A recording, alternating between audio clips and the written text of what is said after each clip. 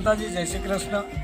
અત્યારે અમે અહીં આલિયા બેટ પર બિલ્યાઈ માતાના મંદિરે ઊભા છીએ।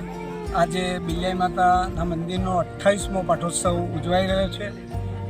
જિલ્લાભરના અને ગુજરાત તમામના માલધારી સમાજના લોકો અહીંયા પધારે છે અને દર્શન કરે છે। અને ભૂતકાળની અંદર જોવા જઈએ તો માલધારી સમાજ આ બેટ પર 4 મહિના ચોમાસામાં પોતાના માલધારીને લગતા જે પશુપાલક છે, ઘેટા, બકરા, ગાયો, ભેંસો લઈને અહીંયા રહેતા હતા। અને તે ટાઈમે કોઈ સુવિધા ન હોવાથી તેઓનું રક્ષણ માટે આ માતાજીને એ લોકોએ સ્થાપના કરી હતી અને માતાજી તેઓનું રક્ષણ કરતા હતા।